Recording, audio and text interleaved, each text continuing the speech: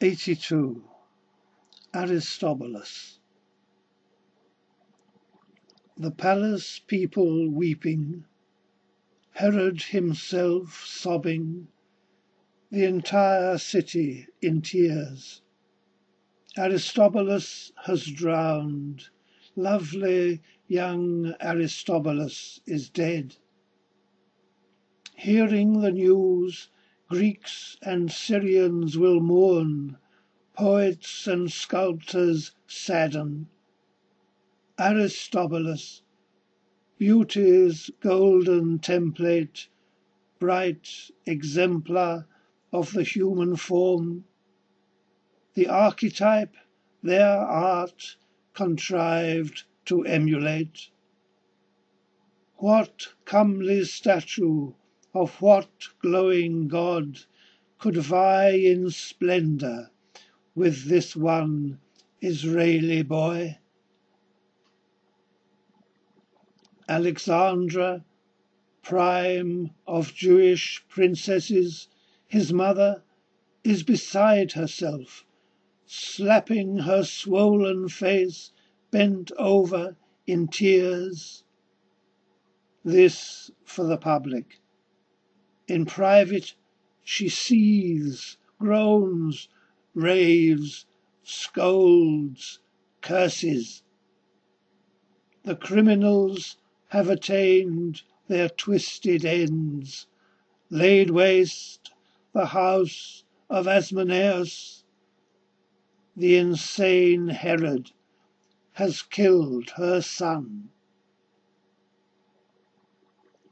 Daughter Mariamne, Herod's wife, duped, had not suspected how they hated her brother. Had she known, she could have tried to save him. Kypros, Herod's mother, his sister Salome, fishwife and harridan, both lowest of the low, how they would be laughing through their lies, while she, Alexandra, forced to believe them, pretending to be taken in, wanted nothing more than to stand at the palace door and shout to the people, scream to the Jews that murder had been done, her Aristobulus drowned.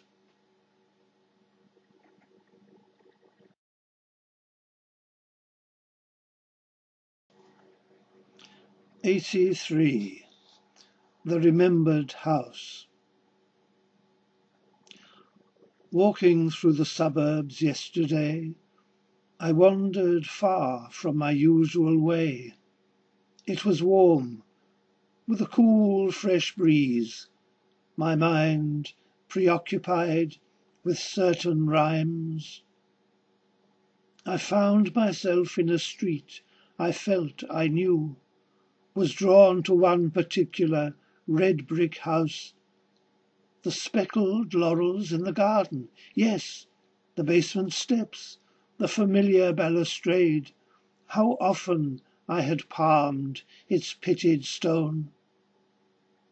I remembered at once, glanced up to the first floor window, the large old house divided into rooms, just as I always used to in days past, to see if he was waiting for me there. If he wasn't, I'd ring the big round bell. He would throw down the key, and then I'd climb the noisy, uncarpeted stair to his tiny room. In that room the god of love possessed me. Imbued with graceful strength, he took me there. I stood staring at the peeling door, loitered, unable to pull myself away. There glowed within me a sensual radiance, a dying fire rekindled with fresh fuel.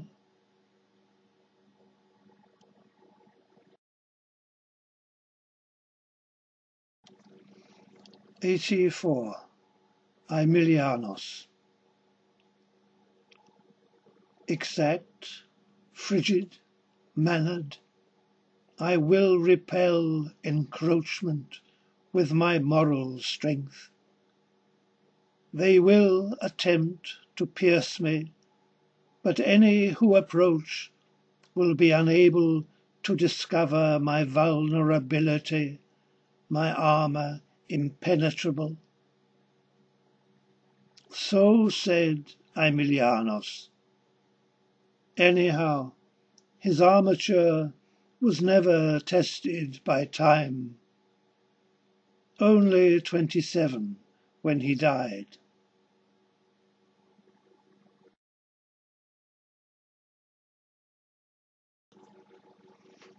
85. Jewish, AD 50. Poet in words and paint, ungirt runner, discus thrower, by turns athletical and languid. When in repose, Endymion's identical twin.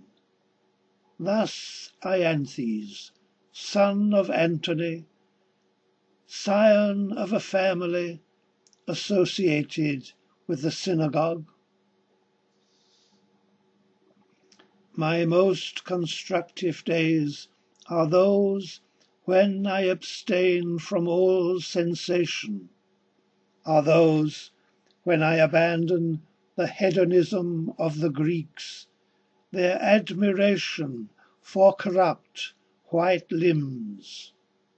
Finally, are those when I become what above all I wish to be, a strictly brought up, loyal Jewish boy, adhering to Torah, the holy law.